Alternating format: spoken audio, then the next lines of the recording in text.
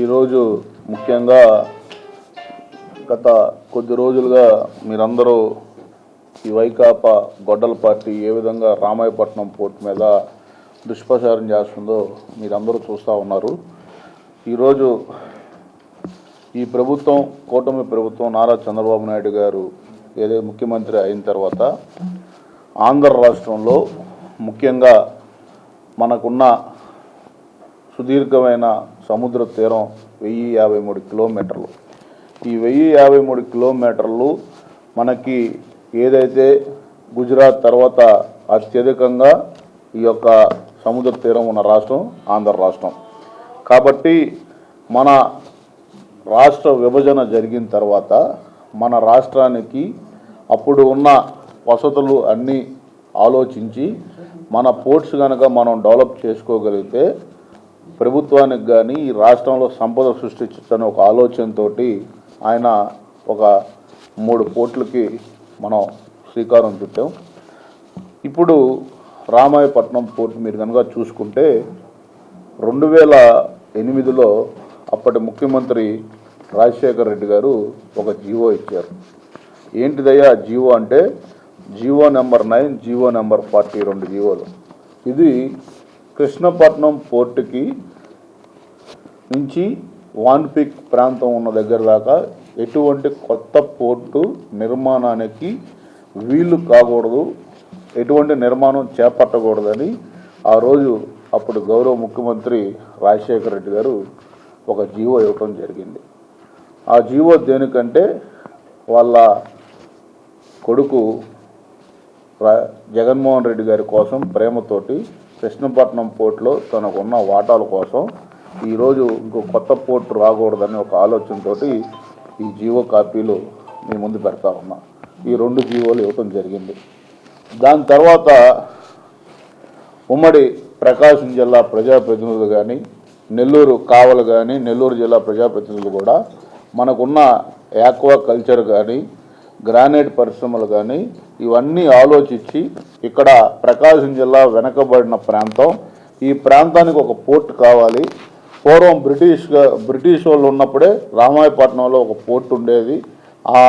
ఆ పోర్టుకి అన్నిటికంటే అతి తక్కువ ఖర్చుతోటి ఫీజిబిలిటీ ఉన్న పోర్టు రామాయపట్నం పోర్టు అని నిపుణులందరూ తేల్చి ప్రజాప్రతినిధులందరూ అడగటంతో అప్పుడు గౌరవ ముఖ్యమంత్రి నారా చంద్రబాబు నాయుడు గారు ఈ 2 జీవోలను క్యాన్సిల్ చేసి మనకి జీవో నెంబర్ 112, జీవో నెంబర్ 28 ఈ 2 జీవోల్ని మనకి 2018 సంవత్సరంలో అటు కేంద్ర ప్రభుత్వంలో అప్పుడు మనం భాగస్వామిలో ఉన్నాం బీజేపీ తోటి. 2014లో అక్కడ పెద్ద మనిషి మన వెంకయ్య నాయుడు గారు కానీ, ఇక్కడ రాష్ట్రంలో అప్పుడు ముఖ్యమంత్రి నారా చంద్రబాబు నాయుడు గారు ఇద్దరు ఈ యొక్క రామాయపట్నం పోర్టుకి పర్మిషన్స్ కానీ అన్నీ ఆ రోజు రావటం. దాని తర్వాత 2018 సంవత్సరంలో రామాయపట్నం పోర్టుకి భూమి పూజ అప్పటి ముఖ్యమంత్రి నారా చంద్రబాబు నాయుడు గారు ఈ కార్యక్రమంలో పాల్గొని రామాయపట్నంతో పాటు అప్పుడు మీరందరూ కూడా ఆ ప్రాంతానికి విజిట్ చేయడం జరిగింది. అక్కడ మనం ఏషియన్ పల్ప్ ఇండస్ట్రీకి కూడా 2 పరిశ్రమలకి, ఒకటి ఏషియన్ పల్ప్ ఇండస్ట్రీకి, రెండోది రామాయపట్నం పోర్టుకి 2 భూమి పూజ స్వీకారం తీసుకున్నాం. ఇప్పుడు దాని తర్వాత 2019-24లో జగన్మోహన్ రెడ్డి ప్రభుత్వం వచ్చి ఒక సుమారుగా ఈ 5 సంవత్సరాల్లో వాళ్ళు 30% పోర్టు పనులు పూర్తి చేస్తే ఈ ప్రభుత్వం వచ్చినాక రామాయపట్నం పోర్టు ఇప్పుడు సుమారుగా 85% పనులు మనం పూర్తి చేయగలిగాం ఈ 2 సంవత్సరాల్లో. రామాయపట్నం పోర్టుని ఈరోజు ఈ యొక్క ఏదైతే ఈ మ్యారిటైమ్ బోర్డు ద్వారా ఈ యొక్క రామాయపట్నం పోర్టుని మనం మల్టీ కార్గో పోర్టుగా అభివృద్ధి చేస్తూ ఉంది. ఈ ప్రాజెక్టు మన DBFOT అంటే design, build, finance, operate and transfer విధానంలో చేపడతా ఉన్నాం. ఇది 4 దశల్లో అభివృద్ధి జరగబోతూ ఉంది. మొత్తం దీని యొక్క భూమి విస్తరణ 2538 ఎకరాలు. పూర్తయిన తర్వాత సుమారుగా ఈ పోర్ట్ పూర్తయితే 19 బెర్తులు అందుబాటులోకి వస్తాయి. ఒకటి బీపీసీఎల్కి అచ్చంగా మనం త్వరలో బీపీసీఎల్కి కూడా భూమి పూజ జరగబోతూ ఉంది. దానికి అచ్చంగా బీపీసీఎల్కి మనం ఒక బెర్త్ మొత్తం కేటాయించిపోతూ ఉన్నాం. అలాగే రెండోది ఇక్కడ జేఎస్డబ్ల్యూ వాళ్ళు కూడా ఒక బెర్త్ అడుగుతూ ఉన్నారు. వాళ్ళు కూడా ఇక్కడ మన కందుకూరు, మన ఒంగోలులో ఏదైతే కందులూరు, మర్లపాడులో కూడా ఈ ఐరన్ ఓర్ పరిశ్రమలు కూడా రాబోతూ ఉన్నాయి ఫ్యూచర్లో. అందుకు వాళ్ళకు కూడా ఈ బర్తులు కూడా అవసరం అయిపోతూ ఉన్నాయి. మొత్తం ఈ యొక్క రామాయపట్నం ఫస్ట్ ఫేజ్లో కనుక మనకు సుమారుగా 34.04 మిలియన్ మెట్రిక్ టన్నులు మనం ఈ యొక్క ఏదైతే మనం ఈ రవాణా కానీ ఈ పోర్ట్ కెపాసిటీ కూడా 34.04% మెట్రిక్ టన్నులకి మనం ఎస్టిమేట్ వేసుకోవడం జరిగింది. ఇది మొత్తం మనగా దీని కనుక ఈ ప్రాజెక్టు మనకి మొదటి దశలో అయితే సుమారుగా 850 ఎకరాల్లో మనం ఈ ప్రాజెక్టు మొత్తం పూర్తి కాబోతూ ఉంది. అసలు పీపీపీ విధానం అంటే ఈ వైసీపీ ప్రభుత్వానికి అసలు అర్థమవుతుందో లేదో తెలియదు. ఎందుకంటే భారతదేశంలో ఒక ఆంధ్ర రాష్ట్రంలోనే పీపీపీ మోడల్ మనం చేయట్లా. ఆల్రెడీ ఇప్పుడు సుమారుగా భారతదేశం మొత్తంలో 119 చిన్న పోర్టుల్లో 108 పోర్ట్లు 91% పీపీపీ విధానంలోనే అభివృద్ధి చెందుతూ ఉన్నాయి. ఇటు మన ఆంధ్రప్రదేశ్ కానీ, కర్ణాటక కానీ, ఒరిస్సా కానీ, పాండిచ్చేరి కానీ అన్ని నాన్ మేజర్ పోర్టులన్నీ ఈ పీపీపీ విధానంలో నిర్వహించబడతా ఉన్నాయి. గుజరాత్ అయితే దాదాపు 90% పోర్టులు కూడా ఈ పీపీపీ విధానంలోనే ఉన్నాయి. సుమారుగా మనం ఈ జూన్ 24 నాటికి రామాయపట్నం మనం ఇప్పుడు గత ప్రభుత్వం ఒక 40% పూర్తి చేయగలిగింది. మచిలీపట్నం అయితే 16% పూర్తి చేయగలిగింది.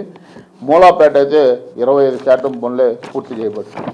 కానీ మన ప్రభుత్వం వచ్చినాక ఈ యొక్క రామాయపట్నం ఇప్పటికీ మొత్తం కలిపి 80.5% పనులు పూర్తి చేసుకోగలిగాం.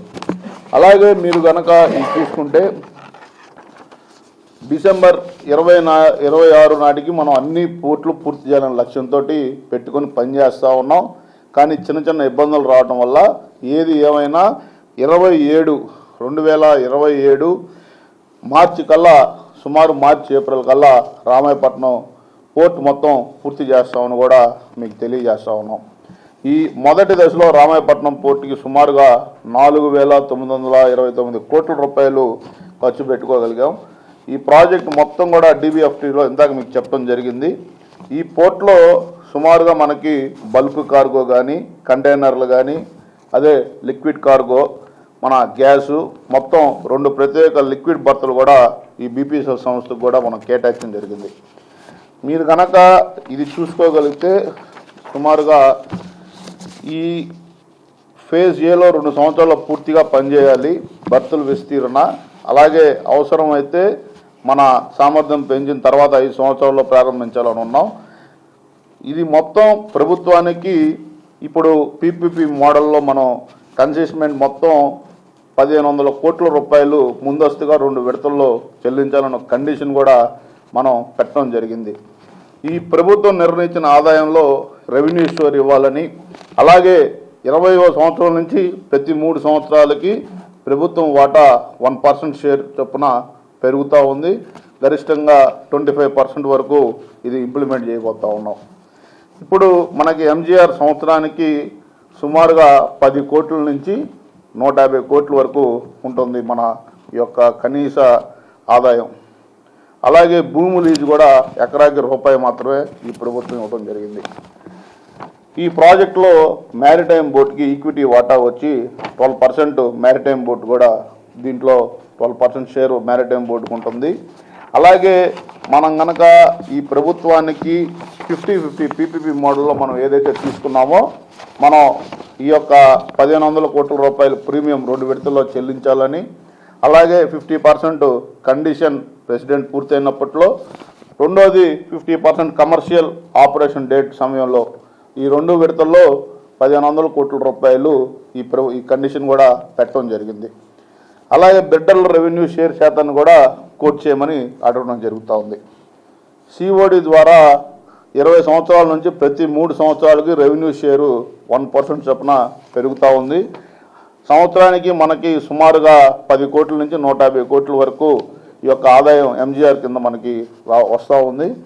అలాగే ఈరోజు కనుక ఈ ప్రాజెక్ట్ ప్రయోజనాలు మీరు చూసుకుంటే రామాయపట్నం పోర్టుది ఇందాక నేను చెప్పినట్టు 2538 ఎకరాల్లో ఈ పోర్టు సుమారుగా 50 సంవత్సరాల్లో 20,000 కోట్ల రూపాయలు పెట్టుబడులు వచ్చే అవకాశం ఉంది.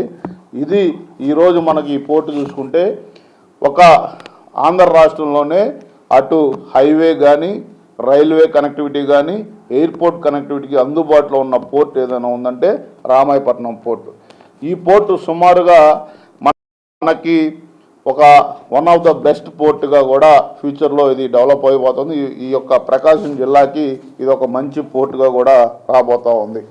ఇది సుమారుగా మనకి 25,000 మందికి ఒక ఉద్యోగ అవకాశాలు కూడా ఫ్యూచర్లో ఈ పోర్టు ద్వారా మనకి రాబోతూ ఉంది. ఇంత పని మనం ఈ 2 సంవత్సరాల్లో పూర్తి చేస్తే వైకాపా ప్రభుత్వం ఈరోజు వచ్చి కేవలం ఏమీ పనులు జరగట్లేదు, ఈ పోర్టు పీపీపీ విధానం ద్వారా ఊరకి ఇస్తున్నాం అని ఒక అపోహలు కలిగించడం అనేది కరెక్ట్ కాదు. ఈ ప్రభుత్వం కూటమి ప్రభుత్వం గౌరవ ముఖ్యమంత్రి నారా చంద్రబాబు నాయుడు గారు ఒక మంచి ఆలోచనతో మొన్న మా యువ నాయకుడు రాష్ట్ర విద్యాశాఖ మంత్రివర్యులు మరియు ఇండస్ట్రీస్ మినిస్టర్ అయినటువంటి నారా లోకేష్ గారు కూడా కొరియా పర్యటనకి వెళ్ళినప్పుడు అక్కడున్న షిప్ బిల్డింగ్ ఇండస్ట్రీస్ని వాళ్ళని కూడా ఏదైతే మన రాష్ట్రానికి దుగ్గరాజపట్నం పోర్టులో కానీ కాకినాడ పోర్టులో దానికి అనుకూలమైనటువంటి వాతావరణం కానీ ఫెసిలిటీస్ ప్రొవైడ్ చేస్తాం. హుండై లాంటి మంచి కంపెనీలు కూడా ఈరోజు ఆంధ్ర రాష్ట్రం వైపు చూస్తున్నాయంటే ఈ ప్రభుత్వం కూటమి ప్రభుత్వం పైన ప్రజలు మాకు ఇచ్చిన తీర్పుతోటి గౌరవ ముఖ్యమంత్రి నారా చంద్రబాబు నాయుడు గారి ఆలోచనను ఆయన ఏ విధంగా కష్టపడుతున్నాడు ఈ రాష్ట్రానికి ఇవన్నీ ఆకర్షించి పెట్టుబడులు వస్తూ ఉన్నాయి. కాబట్టి ఈ ప్రభుత్వం పైన ఈ గొడ్డల పార్టీ దుష్ప్రచారాన్ని తిప్పికొట్టాలని అలాగే అన్ని అవాస్తవాలు చెప్తూ ఉన్నారు. ఒక్కటంటే ఒకటి, గత ప్రభుత్వంలో వాళ్ళు చేసిన తప్పిదాలని ఏ విధంగా ఆర్థిక వ్యవస్థను వాళ్ళు దెబ్బతీశారో మీ అందరికీ తెలుసు. 20 లక్షల కోట్ల రూపాయలు ఈరోజు సుమారుగా ఆంధ్ర రాష్ట్ర అప్పుల పాలు చేసి ఈరోజు మళ్ళీ తిరిగి ఆంధ్ర రాష్ట్రాన్ని గాడిలో పెడుతున్న ఏకైక ప్రభుత్వం కూటమి ప్రభుత్వం. ఈరోజు మీరు చూసుకుంటే ఆగిపోయిన పరిశ్రమలు అటు ఉత్తరాంధ్రలో అనేక సాఫ్ట్వేర్ కంపెనీలు కానీ గూగుల్ కానీ అన్నీ ఈరోజు మన ఆంధ్ర రాష్ట్రం వైపు చూస్తూ ఉన్నాయి. ఇంకో పక్క రైజింగ్ రాయలసీమ అనే ఒక నినాదంతో మనకి రాయల్ ఎన్ఫీల్డ్ కానీ అలాగే శ్రీ సిటీలో హోండా వాళ్ళు కానీ మొన్న మీరు చూసుకుంటే మన కడపలో దాల్మియా సిమెంట్ వాళ్ళు కూడా అనేక పరిశ్రమలు ఈరోజు ఆంధ్ర రాష్ట్రం వైపు వస్తూ ఉన్నాయి. ఇవన్నీ ఎక్కడ ఈ ఆంధ్ర రాష్ట్రం అభివృద్ధి చెందకూడదు, ముఖ్యంగా మన భావితరాల భవిష్యత్ పిల్లలకి ఎక్కడ ఉద్యోగాలు రాకూడదనే ఒక ఆలోచనతో ఈ వైకాపా ప్రభుత్వం పనిచేస్తూ ఉంది. వైకాపా పార్టీ గొడ్డల పార్టీ పనిచేస్తూ ఉంది. కాబట్టి మీకు కూడా మీడియా సోదరుల ద్వారా వాళ్ళకి మనవి చేస్తూ ఉన్నా, ఏమన్నా ప్రతిపక్షం ఒక మంచి సలహాలు ఇవ్వాలి. కానీ ఆల్రెడీ మనం వెనకబడిన జిల్లాకి ఈరోజు ఇంత పెద్ద పోర్టు వస్తూ ఉంటే రేపొద్దున ధర్నా కార్యక్రమం పెట్టారు. దేనికి మీరు ధర్నా చేస్తున్నారు? మీ రాజశేఖర రెడ్డి గారు ఇచ్చిన జీవో కోసం ధర్నా చేస్తున్నారా? లేకపోతే ఈ పోర్టు 3 నెలల్లో పూర్తవుతుందని ఎక్కడ ఈ ప్రభుత్వానికి మంచి పేరు వస్తుందని ఒక ఆలోచనతో ధర్నా చేస్తున్నారో వాళ్ళకి చెప్పాలని కూడా మరొకసారి మీ ద్వారా నేను వాళ్ళకి తెలియజేస్తూ ఉన్నాను. ఇంకొకటి, నిన్న సాక్షి పేపర్లో ఒక ఆర్టికల్ ఒకటి రాయడం జరిగింది. ఏంటిదంటే అది నెక్సస్ లాజిస్టిక్ పార్క్కి భూ కేటాయింపు ప్రభుత్వం. ఒక నెక్సస్ లాజిస్టిక్ అనేది ఒక కంపెనీ, ఇంటిగ్రేటెడ్ లాజిస్టిక్ పార్క్. మన ముఖ్యమంత్రి గారు ఈరోజు లాజిస్టిక్ హబ్ ఆంధ్రప్రదేశ్ని చేయాలని ఒక ఆలోచనతో అన్ని లాజిస్టిక్స్ ఈరోజు మనకి దానికి యొక్క లాజిస్టిక్ పాలసీ కూడా ఈ ప్రభుత్వం తీసుకొని వచ్చింది ముందుకి. దానిలో భాగంగా నిన్న సత్యవేడులో చిన్న ఎట్టివాకం అనే గ్రామంలో 63 ఎకరాల భూమిని ఈ యొక్క నెక్సస్ ఇంటిగ్రేటెడ్ లాజిస్టిక్ పార్క్కి కేటాయించడం జరిగింది. ఇది సుమారుగా ఈ యొక్క కంపెనీని వాళ్ళు వేర్ హౌసెస్ కట్టడానికి వాళ్ళు టెండర్లు దీని ప్రక్రియలో ఆ గవర్నమెంట్ ఆక్షన్ ల్యాండ్ కూడా 28 లక్షలకి ఈ కమిటీ ఒకటి ఏంటంటే మన maritime board land allotment guidelines ప్రకారం state maritime land evaluation cum approval committee. ఇందులో తిరుపతి జిల్లా కలెక్టర్ కూడా మెంబర్గా ఉండి ఈ యొక్క ల్యాండ్ వాల్యూని వాళ్ళు డిసైడ్ చేసి 28 లక్షలకి, సుమారుగా 28 లక్షలకి ఈ యొక్క ల్యాండ్ని ఆ కంపెనీకి అలాట్ చేయడం జరిగితే దీంట్లో మ్యారిటైమ్ బోర్డ్ చైర్మన్కి ఇన్వాల్వ్మెంట్ ఉంది. ఇది మ్యారిటైమ్ బోర్డ్ చైర్మన్ వాళ్ళ స్నేహితులకి ఇచ్చారని ఒక ఆర్టికల్ రాయడం జరిగింది. అయ్యా, దామచర్ల కుటుంబం ఈ రాష్ట్రంలో అందరికీ తెలుసు. ఉన్నదాంట్లో ఆనందంగా ఉంటాం. మేము అనవసరంగా వేరే దానికి కక్కుతుపడి ఇలాంటి చిల్లర పనులు చేసే ఉద్దేశంలో మా పెద్ద ఆయన దామచర్ల ఆంజనేయులు గారు మనం పెంచలా. నీతికి, నిజాయితీకి, విలువలతో కూడిన రాజకీయాలు చేసే కుటుంబం ఈరోజు రాష్ట్రంలో ఏదైనా ఉందంటే ఒక దామచర్ల కుటుంబం. ముందుగా మీరు ఆరోపణలు చేసేటప్పుడు ఒక ఆలోచన చేయాలి, ఎవరి మీద చేస్తున్నాం, ఏం చేస్తున్నాం అని. ఆ పేపర్ ఏది పడితే అది రాయటం అనేది కూడా చాలా బాధాకరం. కానీ నేనైతే ఆ పేపర్ మీద డిఫర్మేషన్ సూట్ కూడా అయిపోతూ ఉన్నాం. ఎందుకంటే అవాస్తవాలు పదే పదే చెప్పి ప్రజలని మోసం చేయడం అది చాలా తప్పు. ఎందుకంటే ఏ తప్పు చేయలేనప్పుడు మేము ధైర్యంగా ఎదుర్కొంటాం. మేము క్రమశిక్షణతోటి మా నాయకుడు నారా చంద్రబాబు నాయుడు గారు మా భాష నుంచి మా ఒక్క నడక దాకా అన్నీ ఒక క్రమశిక్షణ గల పార్టీ తెలుగుదేశం పార్టీలో మేము ఉన్నాం. ఈరోజు మా పార్టీలో మేము భాష తిట్టలేక కాదు, కానీ ఆ పేపర్ను చూస్తే జాలేస్తుంది. 11 సీట్లకు పడిపోయే గత ఎన్నికల్లో రేపు భవిష్యత్తులో కూడా 5 సీట్లకు మాత్రమే ఆ పార్టీ పడిపోబోతుందని కూడా మరొకసారి మీ అందరికీ తెలియజేస్తా ఉన్నా. ఇంకొకసారి ఇలాంటి వార్తలు రాస్తే మంచిది కాదని కూడా వాళ్ళకి హితవు పలుకుతా ఉన్నా. ఎందుకంటే ఈరోజు ఆంధ్ర రాష్ట్రం అది ఎక్కడో మారుమూల అడవుల్లోకి రాదు ఇచ్చింది. మనం శ్రీసిటీ రేపు పరిశ్రమలు సుమారుగా 300 కంపెనీలు ఉన్న దగ్గర 68 ఎకరాల ల్యాండ్ అది మనం ఇచ్చి ఈరోజు లాజిస్టిక్ హబ్గా ఒక మంచి వేర్ హౌసెస్ అక్కడ రావటం ద్వారా పరిశ్రమలకు కూడా ఉపయోగపడుతున్న ఒక ఆలోచనతో మనం ఈరోజు ఈ కంపెనీకి ఇవ్వడం జరిగింది. ఇది రేపు మనకి ఈ ప్రభుత్వం చాలా స్పష్టంగా ఏదైతే ఉన్న గవర్నమెంట్ పాలసీలు కానీ దీనిపైన అన్ని విధాలుగా ఆలోచించి జీవో ఇవ్వటం జరిగింది. కాబట్టి వాస్తవాలు తెలుసుకొని ఆ పత్రిక కనుక ప్రచురిస్తే బాగుంటుందని కూడా మరొకసారి తెలియజేసుకుంటూ ఈరోజు సుమారుగా రేపు ఈ యొక్క మార్చి నెలాఖరికల్లా సుమారుగా మన ఈ కూటమి ప్రభుత్వం ఇటు రామాయపట్నం పోర్టు కానీ, మన బందర్ పోర్టు కానీ, అలాగే మూలాపేట పోర్టు కానీ ఈ 3 వచ్చే సంవత్సరం ఏప్రిల్ కల్లా ఈ 4 పోర్టులు కూడా పూర్తి చేసి ప్రజలకి అనేక మందికి ఈ యొక్క ఉద్యోగ అవకాశాలు కానీ పరిశ్రమలు కూడా చాలా భారీ ఎత్తున ఈ 4 పోర్టులకు రాబోతున్నాయని కూడా తెలియజేసుకుంటూ ఈ యొక్క 2 సంవత్సరాల మ్యారిటైమ్లో కూడా అనేక అభివృద్ధి కార్యక్రమాలు, అనేక సమస్యలకు కూడా మనం పరిష్కారం తీసుకొని రావడం జరిగింది. ఈరోజు ఆంధ్ర రాష్ట్రంలో మీరు చూసుకుంటే 2 సెక్టార్లు, ఒకటి గ్రీన్ ఎనర్జీ, 2 మ్యారిటైమ్. అటు పక్కన పవర్లో గ్రీన్ రెవల్యూషన్ కానీ గ్రీన్ ఎనర్జీ ద్వారా అనేక పరిశ్రమలు మనకి ఈరోజు వస్తూ ఉన్నాయి. మ్యారిటైమ్ ద్వారా కూడా ఈరోజు భారతదేశంలో మన ఆంధ్ర రాష్ట్రంలో కూడా సుమారుగా 2వ స్థానంలో మ్యారిటైమ్లో మనం రాబోతూ ఉన్నాం. ఈ యొక్క కృషి కానీ మ్యారిటైమ్ బోర్డుని ఇంత డెవలప్ చేసిన గౌరవ ముఖ్యమంత్రి నారా చంద్రబాబు నాయుడు గారికి, మా యువ నాయకుడు నారా లోకేష్ గారికి, అలాగే ఉప ముఖ్యమంత్రి పవన్ కళ్యాణ్ గారికి, ఈ యొక్క నరేంద్ర మోడీ గారు ఏదైతే సాగరమాల ప్రాజెక్ట్ ద్వారా మ్యారిటైమ్కి అనేక నిధులు కూడా ఇవ్వడం జరుగుతూ ఉంది. తప్పకుండా అందరి యొక్క సమిష్టి కృషితోటి ఈ యొక్క బాధ్యతల్ని 2 సంవత్సరాల్లో మంచిగా ఈ బోర్డుని ముందుకు తీసుకెళ్ళాం. కాబట్టి ఫ్యూచర్లో కూడా ఇంకా అనేక అభివృద్ధి కార్యక్రమాలు చేస్తామని కూడా తెలియజేసుకుంటూ సెలవు తీసుకుంటా ఉన్నాం.